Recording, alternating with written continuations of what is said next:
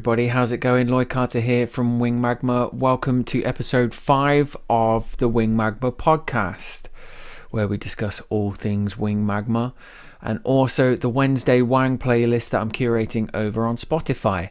If you are a fan of this type of thing, please come and follow me over on Spotify. No, yes. Please come follow me over on Instagram at Wing Magma, TikTok at Wing Magma, YouTube at Wing Magma, Spotify. If you search Wing Magma, you'll find something going on over there. You can also find the Wednesday Wang playlist, and you can also find this podcast on Spotify and on Buzzsprout. I think I nailed that intro, so I'm just going to go straight into the what's been going on in Wing Magma this week. It's been a week. If anybody knows me in a work capacity, they'll understand that it's been a very difficult week at work. So I don't usually drink when I do this podcast, but I certainly have this evening because it's been a tough day. It's been a tough couple of days. Particularly today has been quite rough. But we're not here to talk about that stuff, so I ain't gonna. In terms of what I've been doing musically, I was umming and ahhing about this week whether to play or to like not perform, but to press play on these wires so people can hear it. But I think I'm going to do that next week because for anybody that watches on YouTube, I don't have any visuals to support it with it, so it would just be me kind of sat here with a face on whilst I hit play on a piece of music. I'll find some sort of footage to kind of run past it, and then perhaps next week I'll play the track. It would be good to get people's thoughts on it as it currently is. There's some people that have heard it that quite like it. There are other people that understand where I'm coming from in terms of it being polished. But, you know, if nothing else, it's a way to pass 5 minutes on a podcast. So maybe next week I'll share that. In terms of what I've been doing this week, I've had a lot of fun this week. Again, like I'm still enjoying just playing the guitars that I've got in the background there. And I started another track fresh on Saturday morning. I think what I'm doing at the moment, I'm finding the pockets of time where I feel most creative, and that I'm learning that I'm more creative in the morning than I am of an evening. I think I'm just a little bit sleepy tired of an evening, and I don't really get much done. On a morning, particularly on weekend mornings when I haven't got work to do, I can come in here early doors. The kids are relatively happy and entertained inside, and I can just kind of have a bit of time here where I don't feel obliged to be doing things outside of my music, and I can get stuff done. And I've been kind of doing what I did, like what I mentioned a few weeks ago, where I just kind of follow an idea as far as I can get it. And there was a documentary that I watched on Prime over the past couple of weeks, and I forget the name of it, but it was something about the art of the song or something like that. I'll find out the proper name of it. But it's all about a group of songwriters that live and operate in Nashville, I think. And there's just a big community of songwriters, and collectively they've written some very, very famous songs over the years, and and recently as well. And they talk a lot about the culture that they have over there, and how some people just kind of arrive there to soak in all of that energy that is just in abundance there. And like I said, I find documentaries of that type fascinating anyway. I can watch any studio-based documentary about anyone. I don't even have to like the music. I just find the creative process and the recording process for anyone fascinating. So I watched that documentary, and I wasn't necessarily inspired per se directly by what they were saying and doing. I just love hearing about the process from other people. And there's a line in there that really stuck out, and somebody said something along the lines of there's 5,000 different ways to write a song, pick one. And for years I've always felt like I needed to have a certain process. And I'm 37, I'm nearly 38, and I still don't feel like I found my process or the right process. So the fact that what I'm taking from this is that I'm just happy trying different ways of doing it. And on Saturday, when I just I played a riff that I really liked, got a chord sequence down, started building layers over it, found a drum sequence that I liked, started building, and then I got to a point where I started singing melodies. Now, one of the processes that I've had, which has worked for me in the past, is where I will just kind of keep repeating the track, and I'll sing over the top of it. I won't necessarily have any words, but I'll sing melodies and whatever feels right at the time.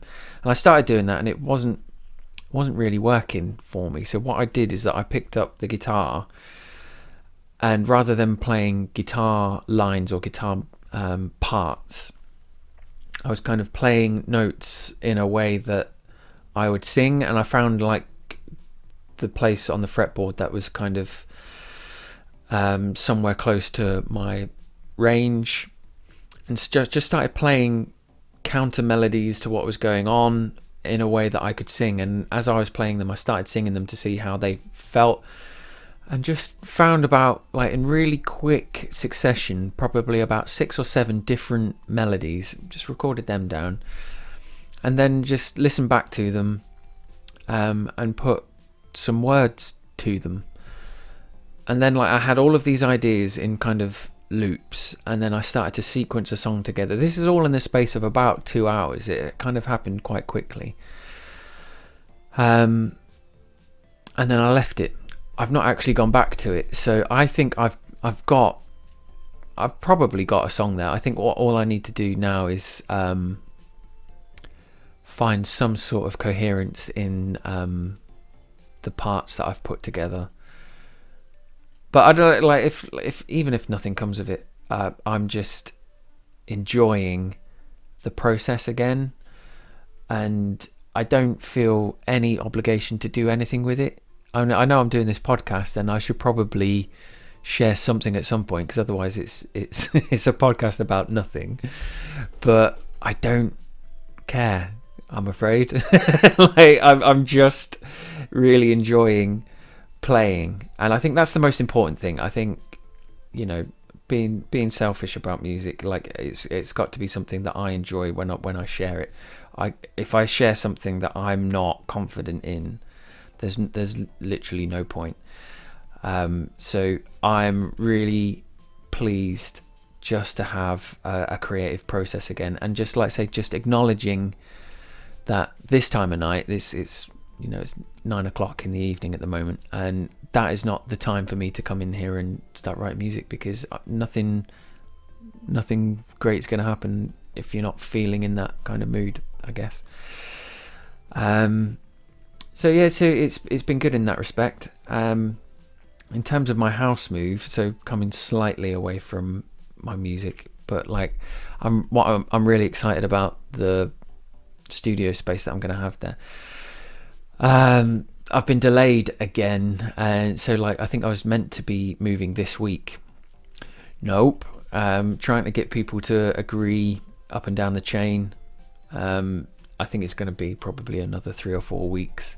That's how things currently are, but you can just add that to the list of things that have made the week so far a complete and utter joy. I don't mean that at all. It's been a horrible week, and it's not even near the middle of the week yet, so that's cool. But I tell you what was good, is that I managed to have a catch up with a good friend of mine, Mr. Tiernan Welch. So Tiernan and I used to play in a couple of bands, Public Relations Exercise and Bronze Age. Although Tiernan and I haven't really seen anyone for a year, but like Tiernan and I used to be really close, and then just kind of gently grow apart. But anytime I talk to him, it's as if I saw him yesterday. He's just one of those friends that it doesn't really matter the distance between the meetings. We're just great friends. Love that guy deeply. And we had a catch up last night about the music that he's listening to and just bits and bobs in general. I had a great time talking to him. And he is curating the latter half of the Wednesday Wang this week. So I'm now going to cut over to our conversation so you can hear all about, well, there's a bit about us talking about our kind of personal history, and then he talks about the tracks that he's bringing to the podcast. So over to me and Tiernan.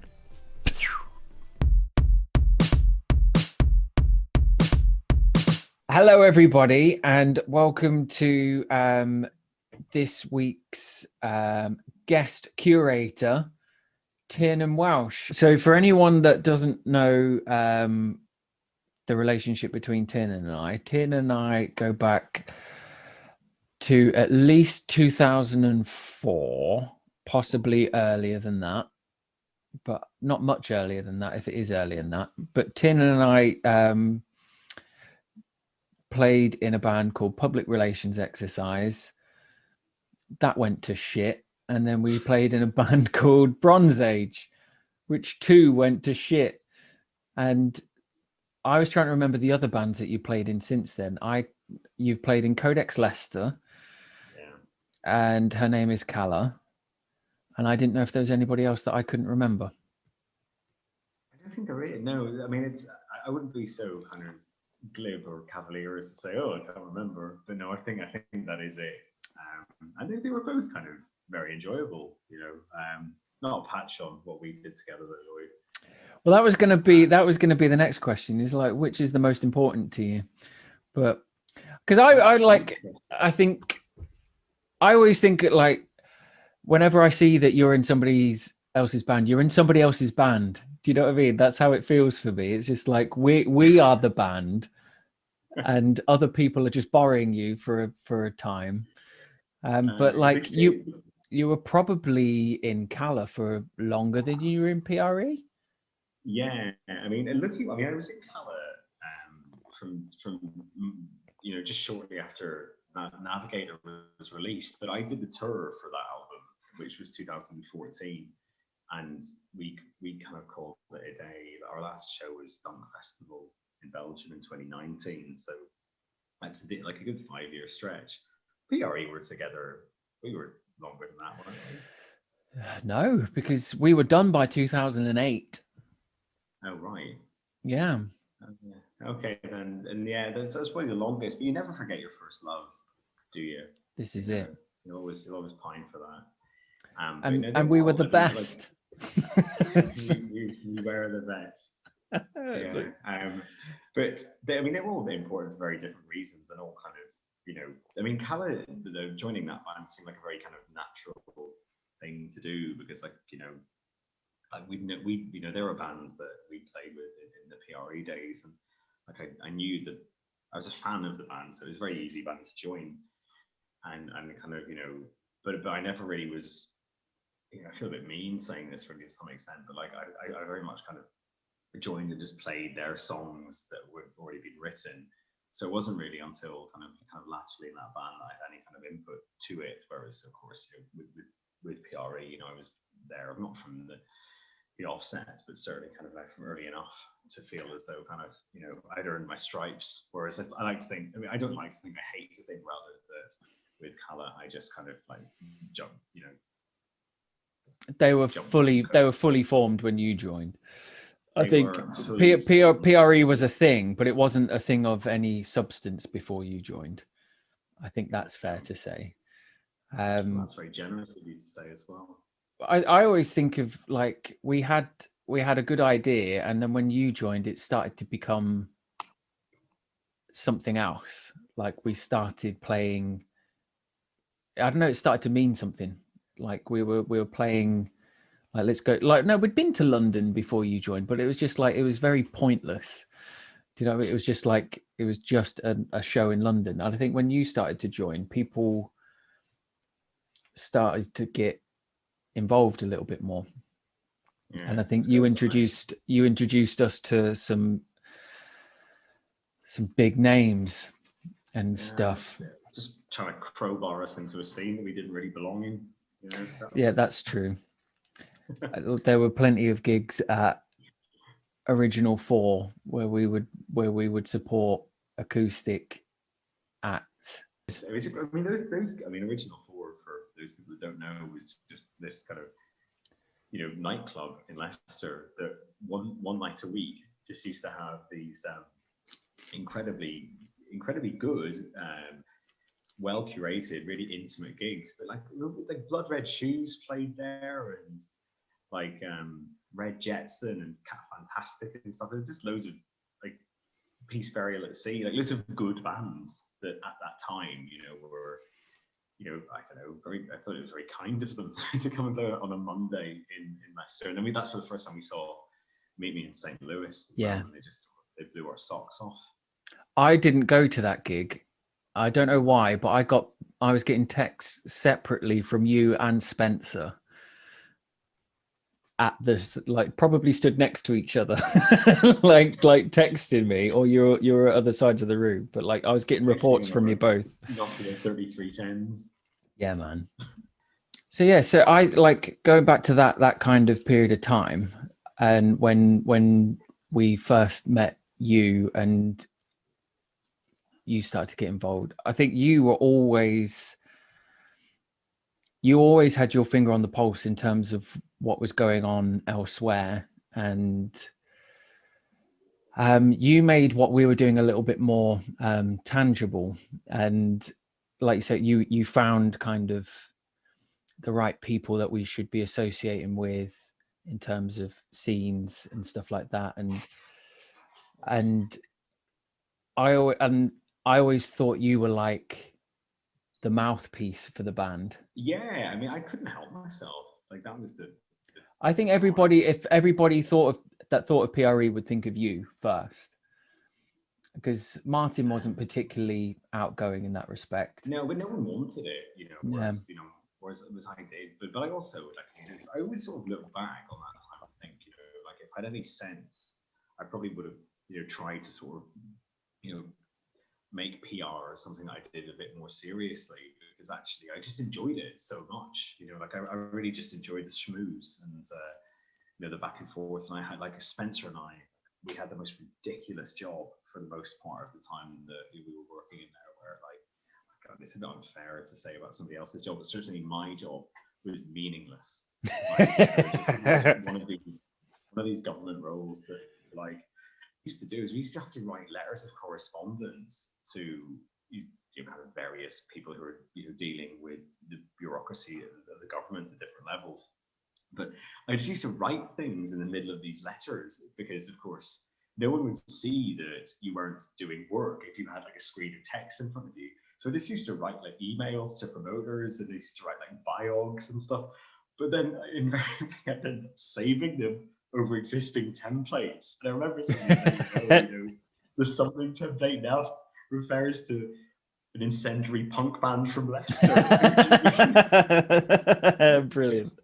Changed it for about 200 people, and it's no way. I think everyone knew it was me, but no. The thing is, I still didn't even get fired after that. It was just one of those jobs that allowed you, I'm not going to say any flexibility, because there's no flexibility whatsoever in it, but you kind of like it deserved to be taken the piss out of. But yeah, so that was our kind of introduction, and that's how the band started out. Yeah. But like I said, all the music that I listened to, I think like I was into At the Drive-In before I met you and the Mars Volta, but I think pretty much anything past that was things that were brought about by the band. So things like Million Dead, Blood Brothers, were all kind of things that you talk about with your friends, but most of that came from either you or Jamie Marlowe for me, because obviously I was living with Jay at the time. Yeah. So I've always held your musical opinion very highly, but also it was very well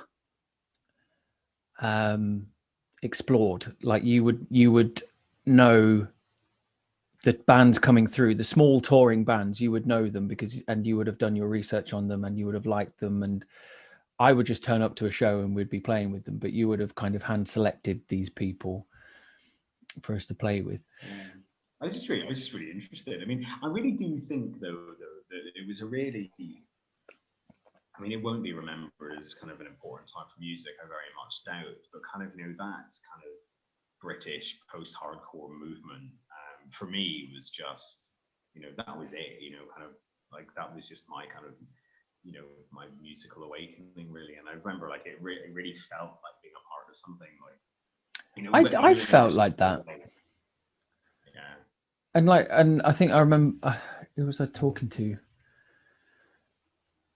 There, whatever was happening at that time, I felt like it was important. Like, so when I say that time, I'm talking like from 2004 probably to 2007, 2008, certainly locally, but like the bands that would come through or the bands that would leave Leicester and go and play and go find other bands, and the little pockets of scenes that were happening in, I wouldn't be able to say the borough of London, but where is it? The Kingston Peel. Like, yeah, there were a group of bands associated with that, like bands from like Guildford, Bristol, Brighton. There were lots of little pockets of scenes, and people would kind of flip between them. So, yeah. for the playlist, how many do you say you've got? 6 tracks. Like, I've got 1, 2, 3, 4, 5, 6. I've got like 10, but I won't do them all. I will do a best. Well, you are welcome to add as no. There's no limit, and like I've had a bit of a dry week in terms of music. Okay. So I'm more than happy to fill it up with as many as you want to add. What would be really cool is if you told me who they are. I'm assuming that they're all on Spotify, so I can add them to the playlist. With one exception, they're my kind of notable mention. All right. Okay. Cool. Spotify, but, all right. So, and then like you tell me who they are and a little bit of the thinking behind it, and are these all things that you're listening to right now, or are these recommendations? Or things that I've listened to in the past week, right. And some kind of a slightly more kind of longer term. But I'll start with New Pagans. New Pagans. And New Pagans they're a Big Scary Monsters signing. As you know, I've got a deep love for Big Scary Monsters, but I know this band because Cahir Doherty is the guitarist. Oh, right, okay. And he's the guitarist of Jet Plane Landing. Jet Plane Landing, yeah.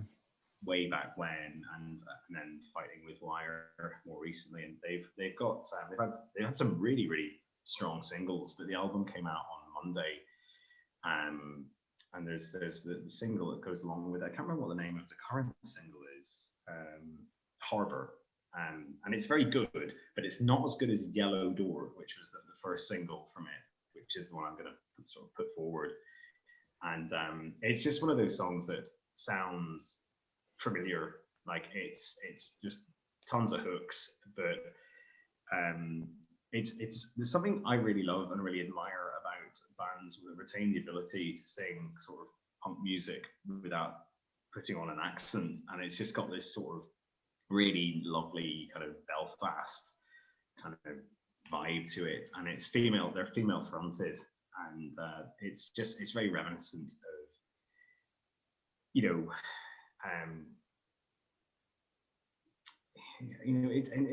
the bands that it reminds me of actually kind of it's another Irish band called Sheer, who are long defunct, but it reminds me of them, but also kind of it's got lovely kind of mathy elements to it. It's a really strong. I've listened to the album. The album's really strong. For me, this is the standout track on it.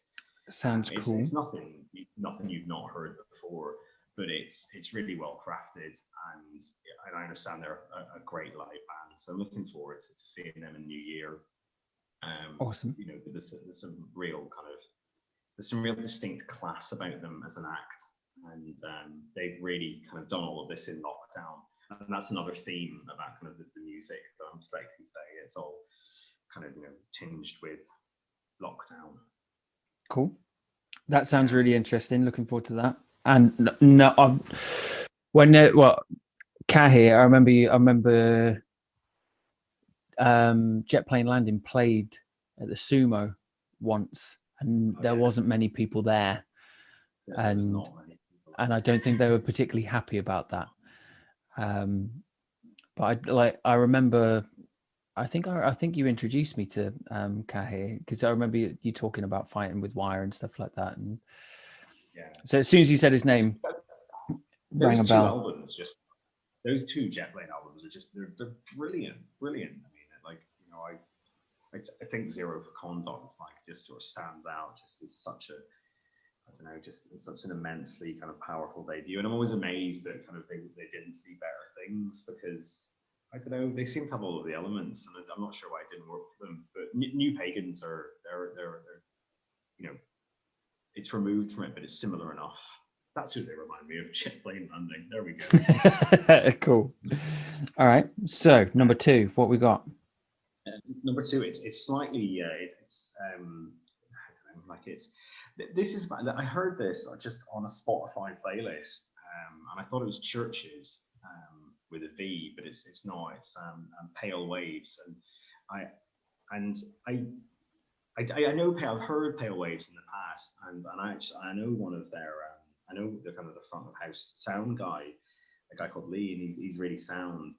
And I was just listening to the song today, and I was just wondering whether or not kind of there was the song's called Fall to Pieces, and I was wondering if there's any kind of backstory about it. And I was fascinated to learn that my friend Lee with the band was actually in a near fatal traffic accident with the band in February 2020, which kind of caused the end of a tour and kind of an an understandable music hiatus. And then of course lockdown happened as they were writing this album, and basically kind of tore the band more or less apart. But they managed to create this album, and it was released I think a couple of weeks back. It's done reasonably well.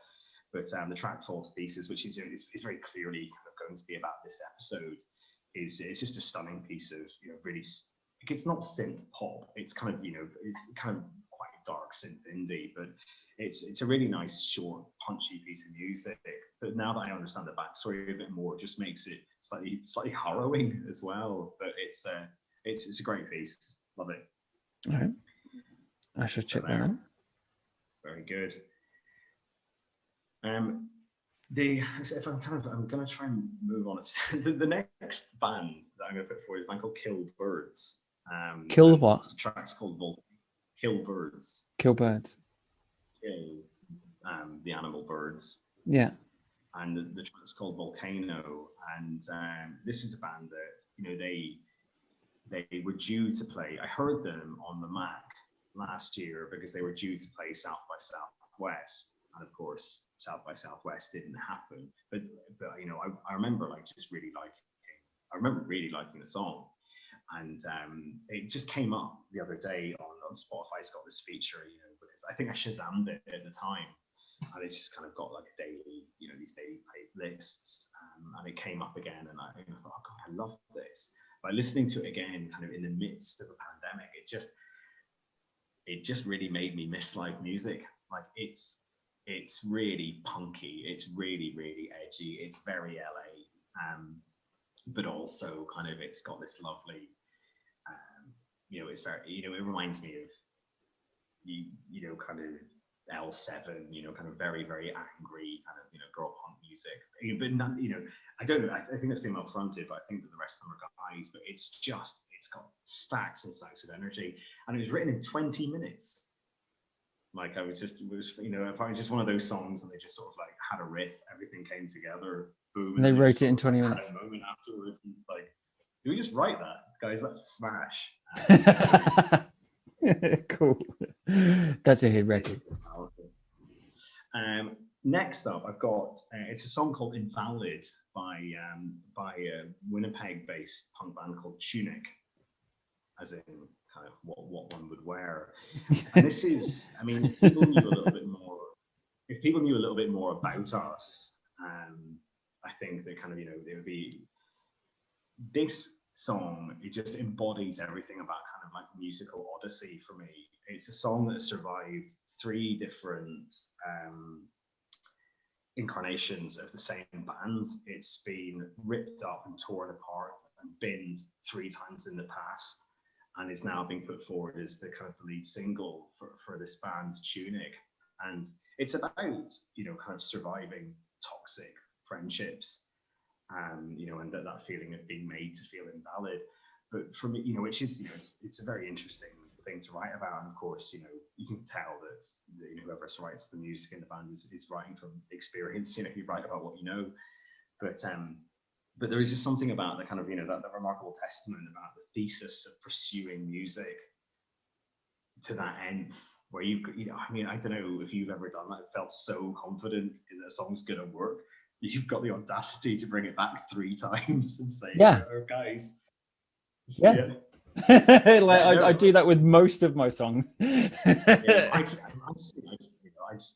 it's really good. Like it's a really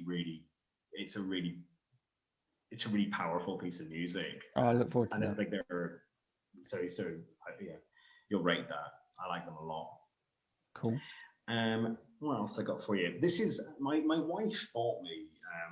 There was a re-edition. I guess it was 25 years, was it, of PJ Harvey, Stories from the City, Stories from the Sea, and she bought me that for my birthday, just gone, but in error bought me the demos of it.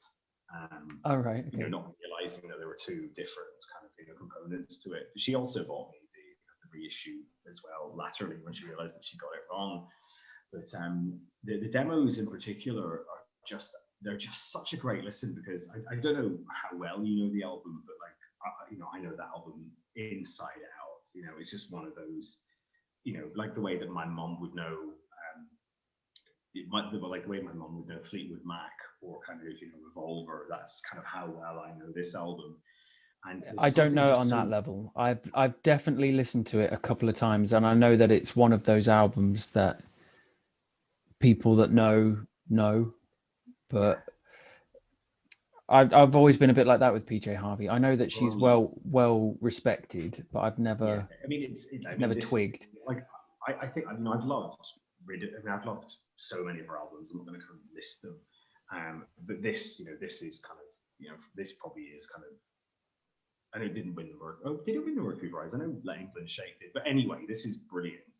But there's something about hearing the demos of it, even though the demos are so well crafted and so finished, and you could pick any song off it, but it's so weird listening to This Mess We're In without Tom York singing, and it's just really interesting not hearing kind of some of the kind of the orchestrations that you're very, very used to. And this album, like there's I mean, we could pick any song off it, but I particularly love I particularly love the song, the track "This Is Love," and but also there's God, I know I'm talking about the name of it, escapes me.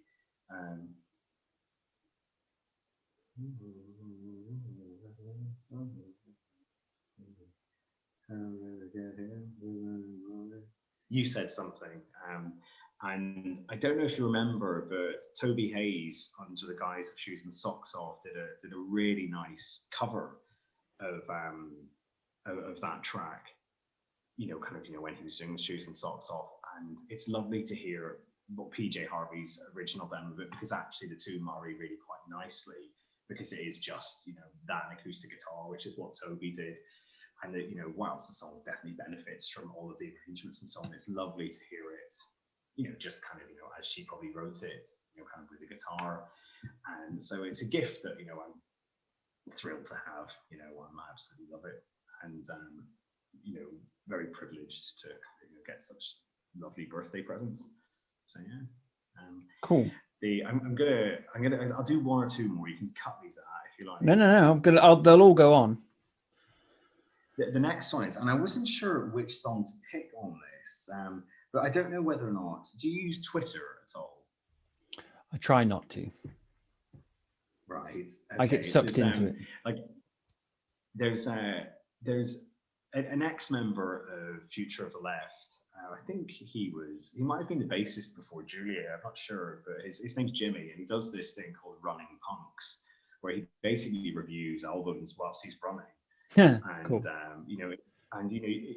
quite popular, you know, that, you know, you can buy kind of, you know, I've seen a couple of guys on the park opposite there wearing kind of Running Punks hats and stuff, you know, and he's got a reasonably good following.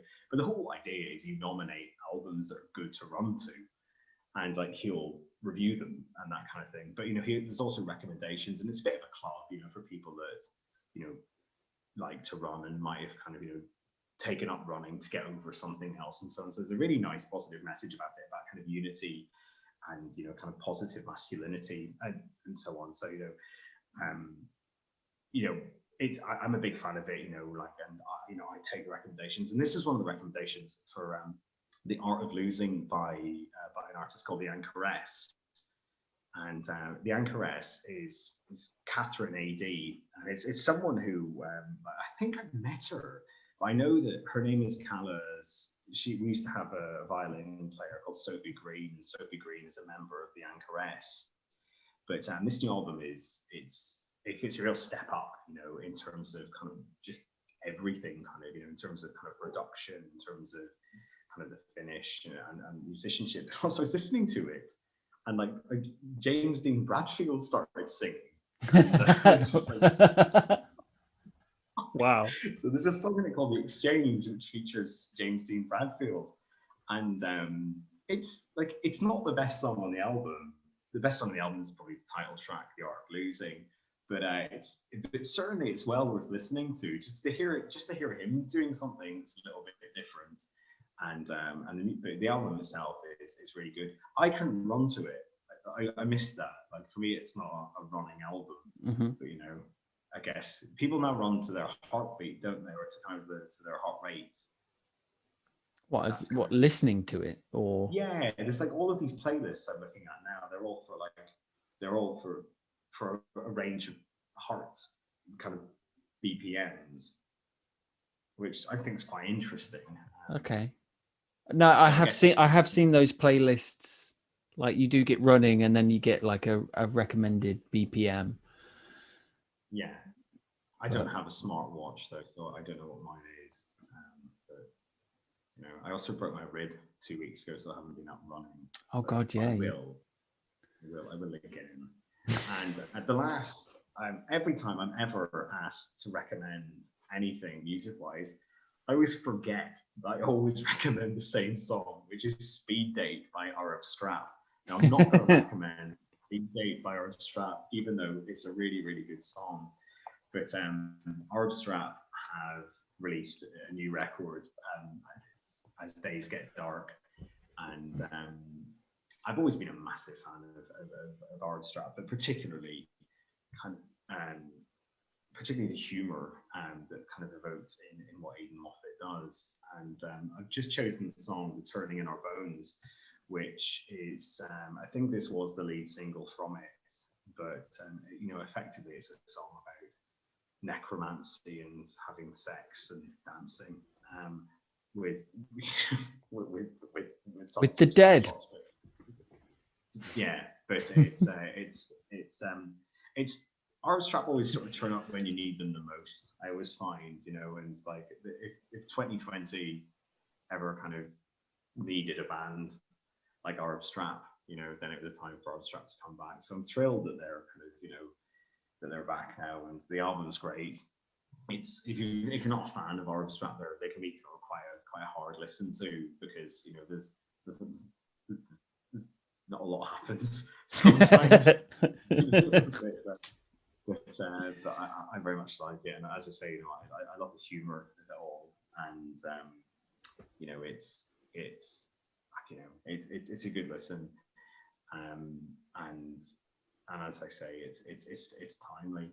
I've mentioned so much kind of like new punk music here, which hilariously is written on the back of a window cleaner. Name, which is the least punk rock thing you can do. What I did want to do was give up just kind of a recognition to just one of the best kind of new bands I've heard in forever, and that's you'll remember Lewis, who was the bassist in Meet Me in St. Louis. Yeah. Now he's kind of got a new 3-piece. Kind of, they're just this power punk. Like, I've never heard anything the size of it, but they're called Park Rager. Park Rager, as in like a party, and it's just the most incredible sound. It's just absolutely massive. I bought a EP on not SoundCloud, the other one on Bandcamp. And yeah, so it might be on Spotify now, but you can listen to it for free on Bandcamp. But it's just absolutely great. It's no end to that guy's talents, but like as a 3-piece to make that kind of noise, you just know you're dealing with some really, really competent musicians, and it's just one of those. It's just they're one of those records you just feel kind of invincible after you listen to it. It's just really euphoric, really good running music. I'll definitely check that out. I was always quite a fan of Lewis. He was a bit of a divisive character.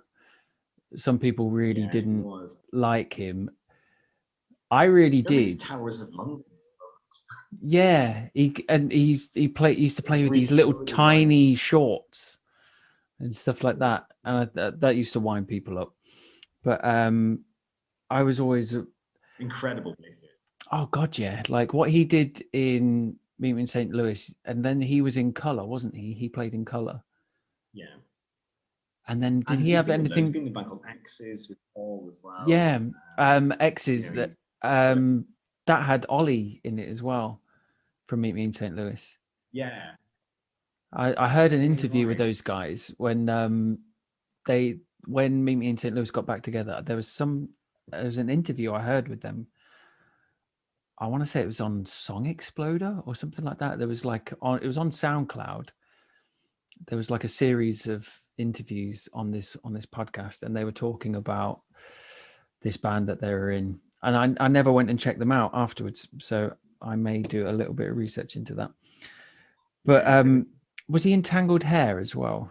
I think briefly. I'm not sure. Like that sounds familiar. But yeah, there was a bunch of bands that were. I know that he was involved in. But yeah, I mean, it's nothing like any of those bands. There's nothing kind of. Oh, well, that's good. Yeah, no, I mean it's.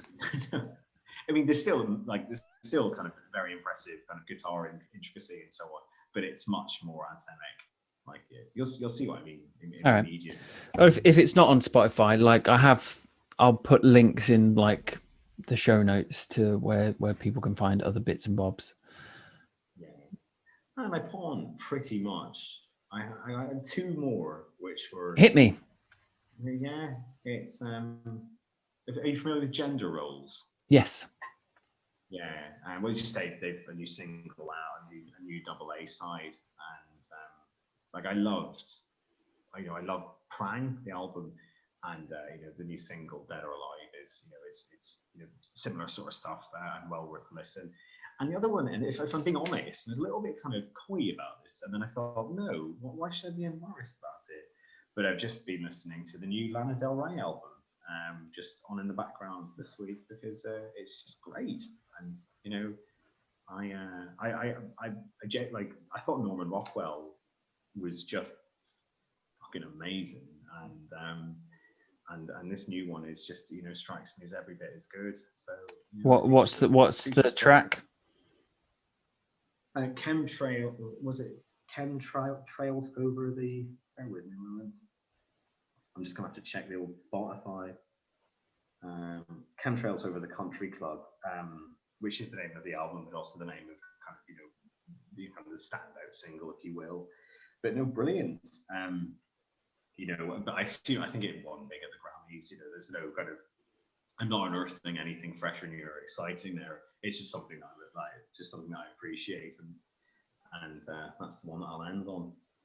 Tiernan, you have given me a lot to listen to, and I'm really, really excited to listen to.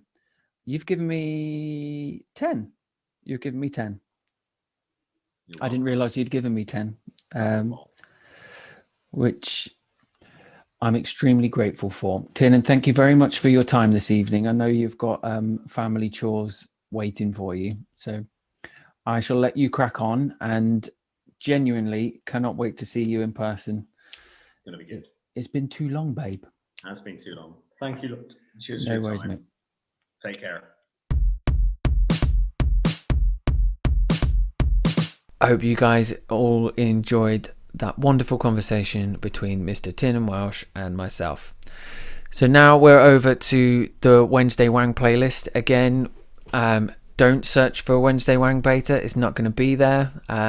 For those people that are watching on YouTube, and I'm sharing my screen and I'm going through the playlist as I go. So yeah, this is an account of what I've been listening to this past week.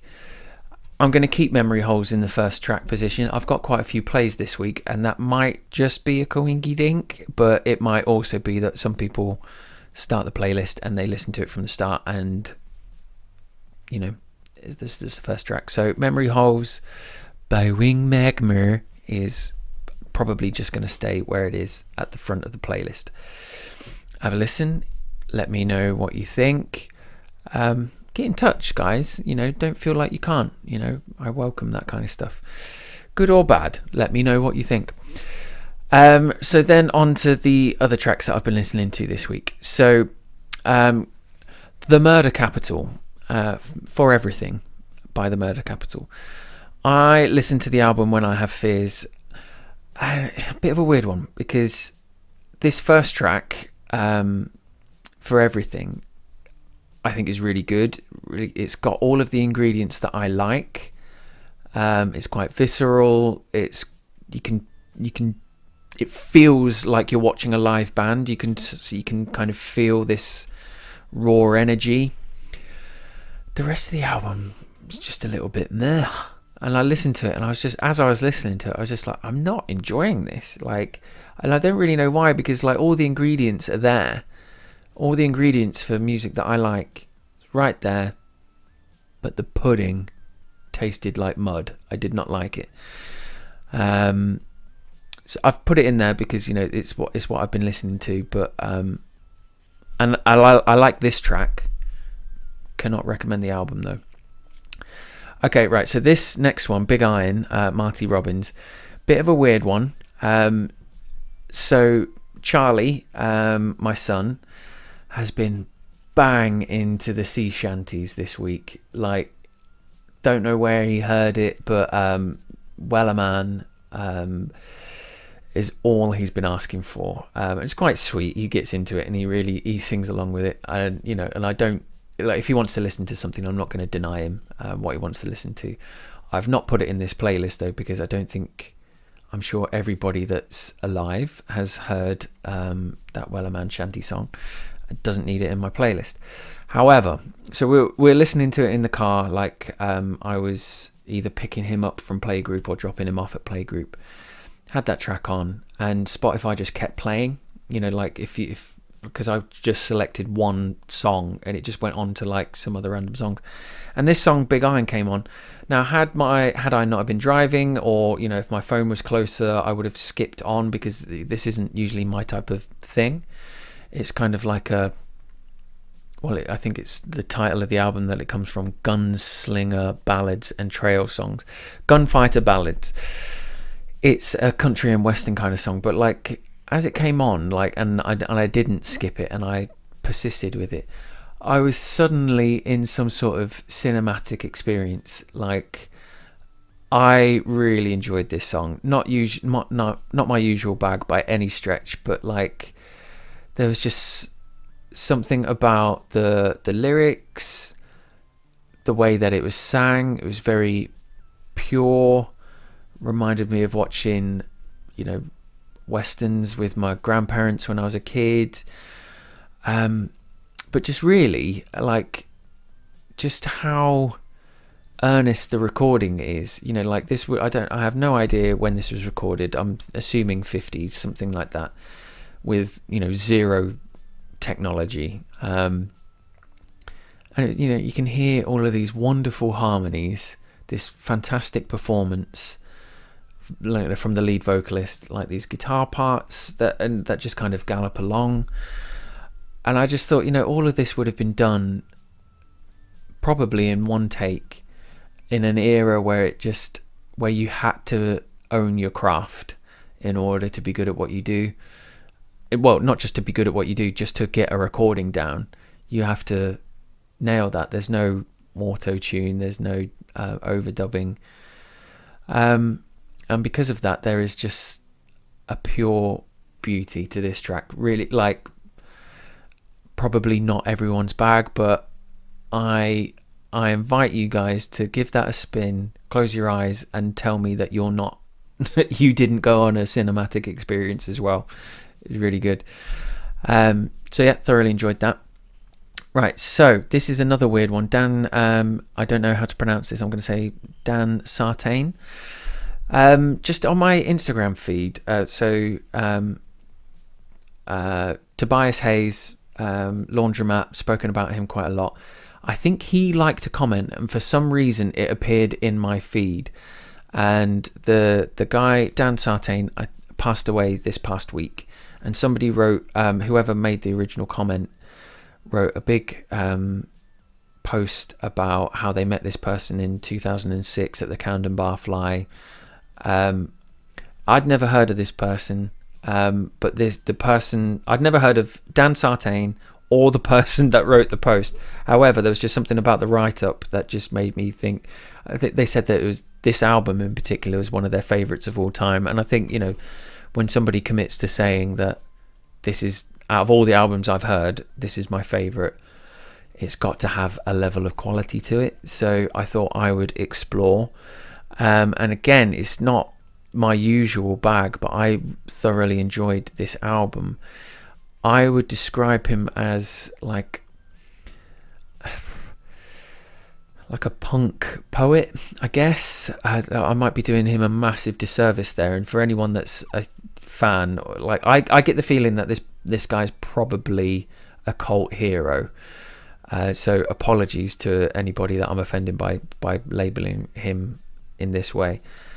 There was something that reminded me of Brian's Jonestown Massacre, in the sense that Brian's Jonestown Massacre were clearly not of the era where their music comes from. So they were kind of like a 90s band that wrote, or 90s noughties. I think they're still going, but the music that they wrote was very, very much 60s. They did not sound like they were ripping off the 60s. They sounded very, very authentic and inspired by the same people. They were in the wrong time. I get this feeling about Dan Sartain, like some of the writing is very kind of, there's something like the Animals about it. It's again, it's kind of old school, but also, I say old school, it's not hip hop or anything like that. It's kind of 60s surfer punk poetry, I guess, with a bit of a dark twang to it. I found it very interesting and would like to explore him some more. I listened to this album whilst I was on a run, and was just completely taken away by the album. We'll find out more. Excuse me. So then on that run, I also listened to Purple Rain. So Prince is somebody that I would like to know more about. He's obviously, like, Prince is Prince. Everybody knows Prince. I know him as a prolific songwriter. I don't really know much of his stuff in great detail. I've listened to Purple Rain before, the album, because it's one of those albums, it's quite iconic.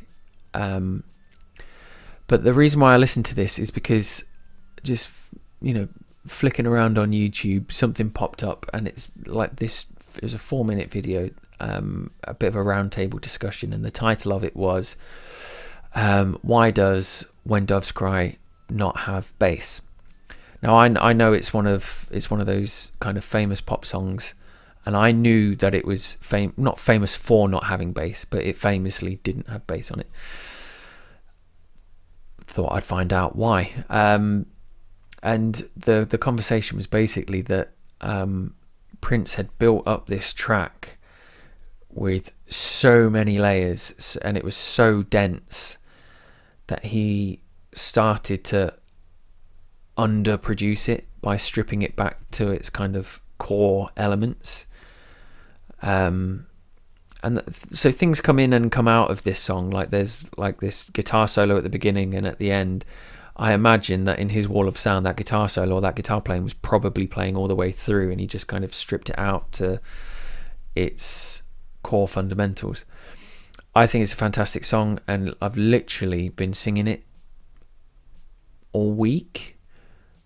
I was just in the supermarket, found myself singing this song. I had a mask on, so I felt invisible. I don't think anybody cared that I was singing, but I was. It happened. Let's move on. But yeah, the album, I think that there's some great tracks on there. Like, is it Let's Go Crazy or something like that? The first track, it kind of sets you up like something special is about to happen. When Doves Cry is on there, I Would Die For You, Purple Rain, great tracks.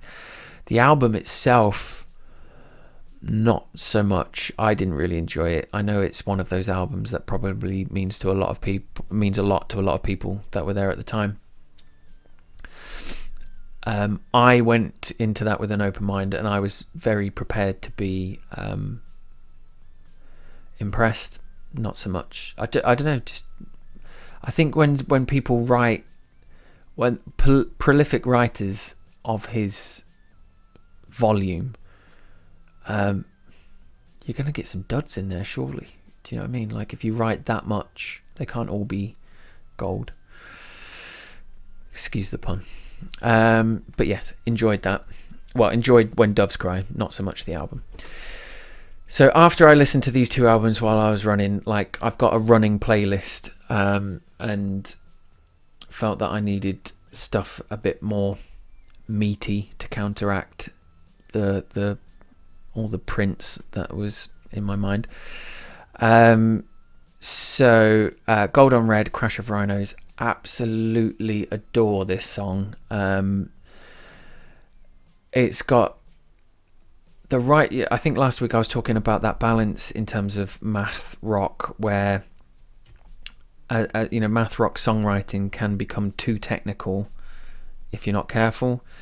These guys have got the right balance between having that kind of math edge without it being over empowering on the song. The gang vocals on this are like exactly how I feel gang vocals should be. Like, every line in this song sounds like a drunk anthem.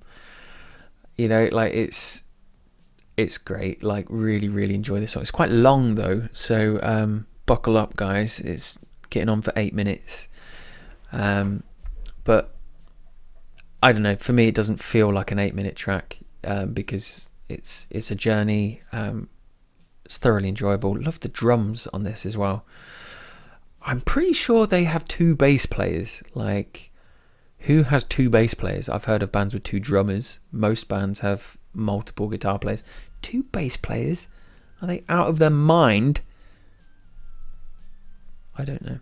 Who needs 1 bass player, let alone 2? Anyway, Hello Bastards, Part Chimp. That's part of the playlist that I've got. Love that name. Hello Bastards.